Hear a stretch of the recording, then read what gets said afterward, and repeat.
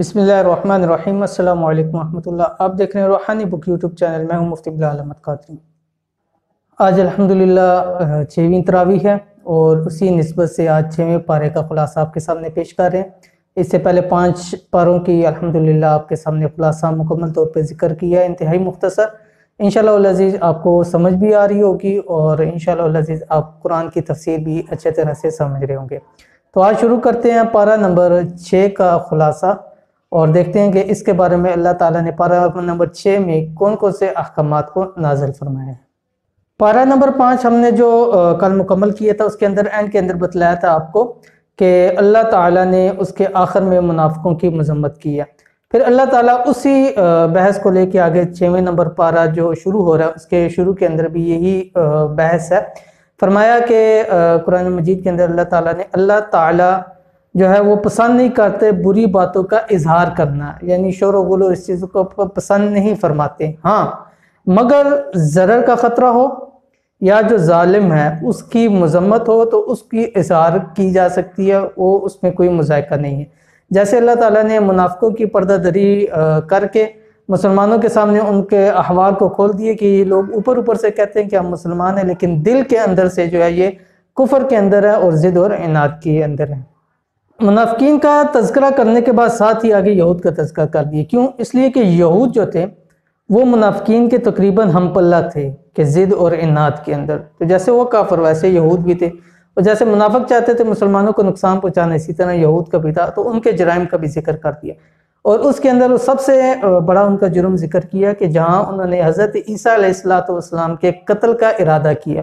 जैसे वो अपने दावे में क्या अंदर है कि कत्ल कर दिया गया, लेकिन कुरान और इस्लाम के अंदर हमें ये वाज़ेह है कि वो कत्ल नहीं हुए, बल्कि अल्लाह ताला ने उनको आसमान पर जो है वो ज़िंदा उठा लिया और आखिरी वक्त के अंदर, दुनिया जब ख़त्म होने वाली है उसके आखिरी वक्त के अंदर दोबारा तशरीफ़ लाएंगे और अपनी तिबी मौत वो मरेंगे। इसके बाद आगे अकीदा तसलीस का जिक्र किया। अकीदा तसलीस ईसाइयों का अकीदा है, मुनाफिकीन का जिक्र कर दिया, उसके बाद यहूद का जिक्र कर दिया। अब अहले किताब का दूसरा गो नसारा, उसका भी जिक्र कर दिया और वहाँ पे ईसाइयों की जो अकीदा तसलीस थी उसकी तरदीद कर दी। और नसारा का ये अकीदा है कि खुदा एक नहीं 3 है, बाप, बेटा और रूहुल कुदस, और इन तीनों का मुरक्कब बन के वो एक खुदा बना है। तो उसके बारे में आगे अल्लाह ताला ने फरमा दिया कि तुम अपने दीन में गुलू मत करो, यानी दीन के अंदर गुलू बहुत ज़्यादा इस चीज़ों के अंदर मत पड़ो। हज़रत ईसा अलैहिस्सलाम को इनके अक्सल मकाम पर बिठाओ, यानी ना उनके मकाम को बहुत ज़्यादा बढ़ाओ ना उनके मकाम को बहुत ज़्यादा घटाओ, उनको अपने असल मकाम पर रखो। और ये भी मत कहो कि खुदा 3 है, क्योंकि खुदा एक है, वहदहू ला शरीक लह। फिर सूरत का इख्तिताम है। सूरत के इख्तिताम के उसी मजमून का दोबारा इआदा किया जो सूरत के शुरू के अंदर मजमून था, जिसकी वजह से सूरत नाज़िल हुई। सूरत निसा, औरतों के और करीबी रफ़क़ा के जो हुकूक थे उनका। तो आखिरी में फिर अल्लाह ताला ने वहाँ पे बतला दिया औरतों के बारे में कि उसकी रियायत करो और करीबी जो वरसा हैं उनके हुकूक का ख़ास ख्याल रखा जाए। ये क्या है कि यहाँ पर जो है वो सूरत निसा ख़त्म हो जाती है, इससे आगे फिर सूरत माइदा शुरू हो जाती है। सूरत निसा तरतीब के लिहाज से 5वीं सूरत है और ये सूरत भी मदनी सूरत है। इस सूरत के अंदर 120 आयात हैं और इस सूरत का नाम मायदा की वजह तस्मिया ये है कि इसके अंदर एक किस्सा है दस्तरखान के हवाले से, और मायदा कहा जाता है दस्तरखान को। तो इसलिए उस दस्तरखान के किस्से के हवाले से कि वो सूरत के जिसके अंदर दस्तरखान वाला किस्सा है, तो इसलिए इसका नाम सूरत मायदा रख दिया गया। इस सूरत के अंदर ख़ास तौर के अंदर हलाल और हराम के मुतअद्दिद अहकामात को जिक्र कर दिया, वहीं पर 3 बड़े किस्से भी, वाक़यात को भी जिक्र कर दिया। और इस सूरत के अंदर एक तो ये है कि हज़रत आयशा रज़ी अल्लाह ताला अन्हा का कौल है कि कुरान पाक की सबसे आखिर में नाज़िल होने वाली ये सूरत माइदा है, और इसकी सूरत माइदा को एक सबसे बड़ी जो अहमियत और फ़ौक़ियत हासिल है वो ये कि जो तकमीले दीन की आयत थी जो कि नाज़िल हुई, जिसमें बतला दिए कि दीन जो है वो मुकम्मल हो गया, वो इस सूरत के अंदर है। जिसके बारे में एक यहूदी ने हज़रत उमर रज़ी अल्लाह ताला अन्हु को फरमाया कि ये जो आप पर तकमीले दीन की आयत नाज़िल हुई है, ये अगर हम पर नाज़िल होती है, जिस दिन नाज़िल होती है उस दिन हमारी ईद का, यौमुल ईद का दिन होता हमारा। और वो कुरान पाक की आयत है कि बिस्मिल्लाहिर्रहमानिर्रहीम, अल यौम अकमलतु लकुम दीनकुम وَأَتْمَمْتُ عَلَيْكُمْ نِعْمَتِي وَرَضِيتُ لَكُمُ الْإِسْلَامَ دِينًا۔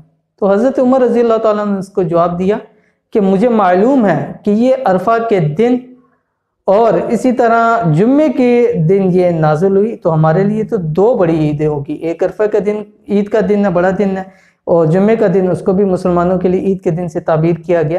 تو فرمایا کہ ہمارے اوپر نازل ہوئی دو عیدوں والے دن یہ آیت جو ہے وہ نازل ہوئی تھی۔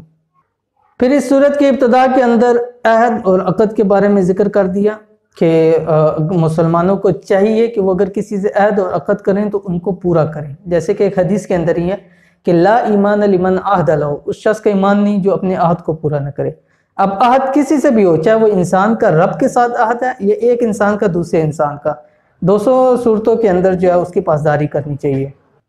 اس کے بعد اگلی آیات کے اندر حرمت کا اعلان کر دیا، یعنی وہ چیزیں بتلا دی جو کہ حرام ہے، اس لیے کہ مشرکین مکہ نے بہت ساری چیزوں کو حرام کر لیا تھا جو حلال تھی، اور بہت ساری چیزیں جو حرام تھی ان کو حلال کر دیا، جو حلال تھی ان کو حرام کر دیا۔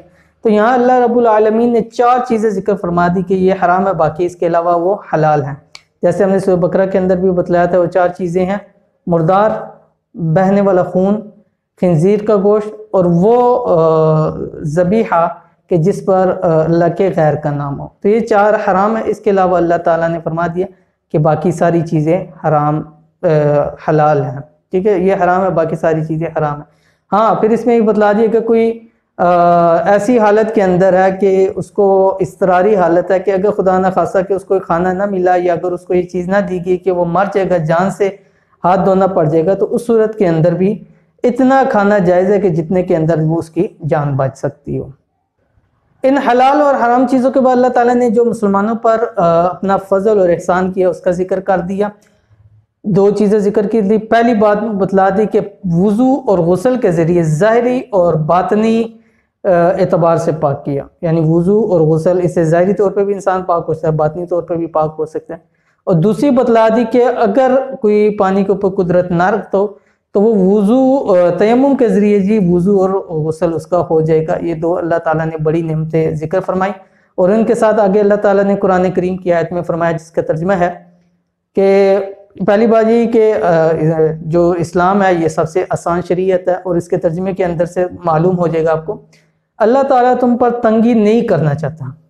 اللہ کیا چاہتا ہے؟ اللہ چاہتا ہے تمہیں پاک کر دے اور تمہارے اوپر احسان پورا کر دے۔ کیوں؟ تاکہ تم شکر گزار بن جاؤ۔ اس سے آگے یہود کے بارے میں اللہ تعالیٰ نے ذکر فرمایا کہ یہود کو اللہ تعالیٰ نے عہد لیے تھے، جیسے پہلے پارے کے اندر بقرہ کے اندر، سورہ بقرہ کے اندر بھی ہے کہ اللہ تعالیٰ نے جو ان سے عہد لیے تھے، تو اللہ تعالیٰ نے فرمایا کہ یہود کے جنہوں نے اپنے اللہ کے حکموں پہ قائم نہیں رہے اور اللہ کے جو اس عہد تھے ان کو توڑ دیا، تو اللہ تعالیٰ فرماتے کیا کیا کہ اللہ تعالیٰ نے ان کے دلوں کے اندر بغض اور عداوت ڈال دی۔ کس وجہ سے؟ کہ انہوں نے جو روگردانی کی تھی۔ اس لیے اگر کوئی مسلمان بھی ہے، چاہے اس کا اللہ سے عہد ہے یا بندے سے عہد ہے، اس عہد کو اس کو کبھی بھی نہیں توڑنا چاہیے۔ ان سب خرابیوں کے باوجود دیکھیں ضد اور اس پہ ہٹ درمی بھی ہوتی ہے، اور یہود اس ہٹ درمی سے بہت زیادہ آگے نکل چکے ہوئے تھے۔ بجائے اس کے کہ اپنی بات رسول کی بات مانتے، ایمان لے کے آتے، کہنے لگ پڑے ہم تو نعوذ باللہ اللہ کے محبوب اور بیٹے ہیں اس کے، تو اللہ تعالیٰ جو ہے ہمیں پسند کرتا ہے، وہ ہمیں عذاب کے اندر نہیں ڈالے گا۔ تو اس کے بارے میں قرآن کریم کے اللہ نازل فرما دی کہ اگر تم واقعی اللہ کے محبوب ہو تو وہ تمہیں تمہاری گناہوں کی سزا کیوں دیتا ہے؟ یعنی جو تم کر رہے ہو، تم سمجھتے ہو کہ ہم یہ سب کچھ کر رہے ہیں، اس کے باوجود ہم اللہ کے محبوب ہیں، اچھا کام کریں، تو وہ پھر تمہیں تمہاری سزا کیوں دیتا ہے؟ سزا دینے سے یہی مطلب ثابت ہو گیا کہ تم اپنے اللہ کے حکموں پر قائم نہیں ہو، اور اللہ کے حکموں سے تم حد سے تجاوز کر رہے ہو، تو اللہ تعالیٰ کا عذاب تم پر جو ہے وہ نازل ہوگا۔ آگے پھر حضرت موسیٰ علیہ السلام کو حکم ہوا کہ اللہ کے ان کو احسانات یاد کروائیں، اور ان کو اللہ تعالیٰ کی طرف سے حکم دیں کہ فلسطین جو اس وقت کا ہے، اس وقت جو ارض مقدس تھی اس کو فلسطین، کہ اس میں داخل ہوں۔ لیکن یہود نے اللہ کے احسانات کو بھی نہیں مانا، اور اس جو جگہ تھی ارض مقدس وہاں پر بھی داخل نہ ہوئے، اور کہنے لگ پڑے کہ تب تک ہم اس ارض مقدس فلسطین میں داخل نہیں ہوں گے جب وہاں سے قوم عمالقہ کو نہ ہٹا لیے جائے، یعنی ان کو وہاں سے دور نہ کر دیا جائے، تب تک ہم وہاں پر داخل نہیں ہوں گے۔ تو لہٰذا تم اور تمہارا رب، یعنی موسیٰ علیہ السلام کو کہہ رہے کہ آپ اور آپ کا رب جائیں اور جا کے ان سے لڑیں، ہم تو یہیں بیٹھے رہیں گے۔ اور پھر وہ ایک واقعہ لمبا ہے کہ اللہ تعالیٰ نے ان کو وہیں کر دیا، 40 سال تک وہ ایک ہی علاقے میں گھومتے پھرتے رہے سزا کے طور کے اوپر۔ آگے اللہ تعالیٰ نے ڈاکوؤں، باغیوں، فسادیوں کی جو سزا تھی ان کا ذکر کر دیا، سولی پر لٹکا دیے جائے، قتل کر دیے جائیں، ان کے ہاتھ پاؤں کو جو ہے وہ الٹی طرف سے، یعنی یہ اگر ہاتھ ہے تو دایاں ہاتھ ہے بایاں پاؤں، بایاں ہاتھ ہے تو دایاں پاؤں، اس طرح ان کو کاٹ دیا جائے تاکہ لوگوں کو اس کی جو ہے وہ عبرت حاصل ہو۔ اور پھر اگلی رکوع کے اندر اللہ تعالیٰ نے چور کی سزا کو بھی بتلا دی کہ اگر کوئی مرد یا عورت چوری کرے تو اس کا ہاتھ جو ہے وہ کاٹ دیا جائے۔ اور یہ سمجھ لیجئے کہ اسلام جو ہے انسان کی جان، عزت، مال کی حفاظت کو بڑی اہمیت دیتا ہے، اور ان کے لیے خطرہ بننے والوں کے لیے ایسی عبرت ناک سزائیں تجویز کرتا ہے کہ کوئی انسان اس چیز کا جرم اور ارتکاب کرنے سے پہلے 1000 مرتبہ سوچے۔ آج دیکھ لیجئے کہ اگر جب سے اسلامی جو جتنی بھی حدیں ہیں ان سے جب سے اعراض کیا گیا، دنیا کے اندر جرائم ہوئی چیزیں بڑھ گئی ہیں۔ اب اگر چور کی سزا کے لیے ہاتھ کاٹے جائیں، 10-12 بندوں کے ہاتھ کاٹے جائیں تو دیکھیں کیسے چوریاں نہیں رکتی ہیں۔ لیکن جب سے ہم نے اس سے روگردانی کی ہے، دنیا کے اندر یہ چیزیں زیادہ پھیل چکی ہیں۔ میں نے ایک واقعہ پڑھا تھا یورپ کے ایک شہر کا، کہ وہاں پہ جب چوریاں بہت زیادہ ہونے لگ پڑی، وہ کافر تھے، تو انہوں نے کہا کہ اب ایسا کرتے ہیں کہ چوریاں بہت زیادہ ہونے لگ پڑی ہیں، کیا کریں؟ تو انہوں نے کہا کہ اب جو چوری کرے اس کا ہاتھ کاٹ دیا جائے۔ کہتے ہیں 10 12 15 لوگوں کے انہوں نے ہاتھ کاٹے، تو آج وہ شہر چوریوں والے شہر، یعنی اس کے 0% ہے کہ وہاں پہ کوئی چوری ہوتی ہے۔ آگے پھر یہود و نصارہ کا تذکرہ کیا کہ اللہ تعالیٰ نے ان دونوں کو تورات اور انجیل اللہ تعالیٰ کی کتابیں دیں، لیکن انہیں ان کتابیں کے مطابق فیصلے نہ کیے۔ اور اس سے اگلی آیت کے اندر قرآن کے متعلق اللہ تعالیٰ نے تذکرہ کیا کہ تورات اور انجیل کے بعد قرآن کا تذکرہ کر دیا کہ قرآن جو کہ ہدایت اور گمراہی میں فرق کرنے والی کتاب ہے، وہ بھی اللہ تعالیٰ نے ان کو اپنے نبی کے ذریعے ان تک پہنچائی، لیکن انہوں نے اس پر بھی عمل نہ کیا۔ جب تمام تدابیریں ختم ہو گئیں کہ یہود کسی بھی صورت میں ایمان لانے والے نہیں ہیں، اپنی ضد و عناد سے پیچھے ہٹنے والے نہیں ہیں، پھر اہل ایمان کو اللہ تعالیٰ نے وہاں مخاطب کر کے فرمایا کہ اے ایمان والو، تم یہود و نصارہ کو دوست مت بناؤ، وہ آپس میں ایک دوسرے کے دوست ہیں، یعنی یہود و نصارہ آپس میں ایک دوست ہیں، تم ان کو اپنا دوست مت بناؤ، اور تم میں سے جو ان سے دوستی کرے گا وہ انہی میں سے ہوگا، بے شک اللہ تعالیٰ ظالم قوم کو ہدایت نہیں بخشتا۔ تو فرمایا ایک تو بتلا دی کہ دوستی مت کرو، دوسرا بتلا دی کہ وہ آپس میں دوست ہیں دونوں، وہ تمہارے خلاف تدابیر کریں گے، اور جو ان سے دلی طور کے اوپر دوستی کرے گا اللہ تعالیٰ نے فرمایا کہ وہ پھر انہی میں سے ہوگا، اور اللہ تعالیٰ ظالم قوم کو ہدایت نہیں بخشتا۔ اس سے آگے جو عیسیٰ علیہ السلام کے بارے میں نصارہ کا عقیدہ ہے کہ نعوذ باللہ وہ خود اللہ ہیں، اس کے بارے میں اللہ تعالیٰ نے ان کی نفی کر دی، اور قرآن مجید کے اندر آیت نازل فرما دی جس کا ترجمہ اس طرح 14ویں پارے کے رکوع کے اندر کہ بے شک وہ لوگ کافر ہوئے جنہوں نے کہا اللہ ہی عیسیٰ ابن مریم ہے، اور ان میں سے بعض نے کہا کہ 3 میں سے تیسرا ہے۔ مسیح ابن مریم اور ان کی والدہ دونوں کھانا کھاتے تھے، اور یہ بات روز روشن ہے کہ جو کھانا کھائے گا وہ فضلے کا، یعنی جو کھایا ہے اس کو نکالنے کے محتاج ہوگا۔ اب جہاں بھی محتاجی کی بات آئی تو وہ تو کبھی رب نہیں ہو سکتا، تو اس طرح دلیل دے کے پھر ان کو سمجھایا گیا کہ وہ دونوں کھانا کھاتے تھے، اور اللہ تعالیٰ اس تمام چیزوں سے پاک ہے، اور جو کوئی بھی محتاج ہوگا وہ رب کیسے ہوگا، اور جو محتاج نہیں ہوگا ظاہر بات ہے وہی رب ہے۔ تو اس لیے یہ کہنا ہے کہ عیسیٰ ابن مریم اللہ ہے یا اللہ کے بیٹے ہیں، یہ سارے ان کے غلط عقیدے ہیں۔ اور آخری رکوع کے اندر فرما دیا کہ یہود پر اللہ کی لعنت کیوں ہوئی، اللہ تعالیٰ نے ان پہ لعنتیں کی ہیں، کیوں ہوئی ہیں، ان کے کیا اسباب تھے؟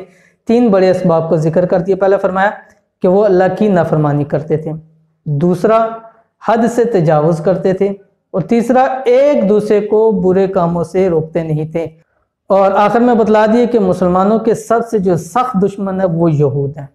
اور جیسے کہ بہت ساری چیزوں پتہ لگتا ہے کہ مسلمانوں کے جو نصارہ تھے وہ مسلمانوں سے ذرا نرم گوشہ رکھتے تھے، جس طرح وہ یہود سخت تھے، اس طرح وہ نصارہ جو اصل نصارہ عیسائی ہیں وہ مسلمانوں سے اس طرح دشمنی نہیں رکھتے تھے۔ آج کے دور کے اندر ہم دیکھتے ہیں کہ جو نصارہ اس میں تو تقریباً ایسے ہیں کہ وہ نصارہ اور عیسائی اس تعلیمات پر ہیں ہی نہیں ہیں، اور بہت سارے ایسے ہیں کہ یہود کے جو قریب ہیں، اور بہت سارے ایسے ملحد ہیں کہ نہ ان کا دین ہے اور نہ ان کا ایمان ہے۔ اس لیے آج کے لوگوں کے اوپر یہ بات صادق نہیں ہوتی کہ آپ علیہ الصلوۃ والسلام کے زمانے کے اندر جو عیسائی تھے، جو پکے عیسائی تھے، وہ مسلمانوں کے بارے میں نرم گوشہ رکھتے تھے۔ تو یہ آج کے 6ویں پارے کی تفسیر، امید کرتے ہیں آپ کو پسند آئی ہوگی۔ اگر آپ نے ابھی تک ہمارا چینل سبسکرائب نہیں کیا تو اس کو سبسکرائب کر لیں، ساتھ بیل آئیکن کے بٹن کو دبا لیں تاکہ ہماری آنے والی تمام لیٹسٹ ویڈیوز آپ کو بر وقت مل سکیں۔ اگر ویڈیو پسند آئی ہے تو لائک کر دیں، اپنے دوست احباب کے ساتھ کو شیئر کریں۔ آپ کا کوئی مسئلہ ہے تو آپ کومنٹس کے اندر کر سکتے ہیں۔ ملتے ہیں انشاءاللہ العزیز پہ کسی اچھی نیکسٹ ویڈیو میں، تب تک کے لیے اجازت دیجیے، اللہ حافظ۔ Thanks for watching. Don't forget to like, subscribe and share. مزید ویڈیو دیکھنے کے لیے ہمارا چینل سبسکرائب کریں، گھنٹی کا بٹن دبائیں اور نئی ویڈیو سے باخبر رہیں۔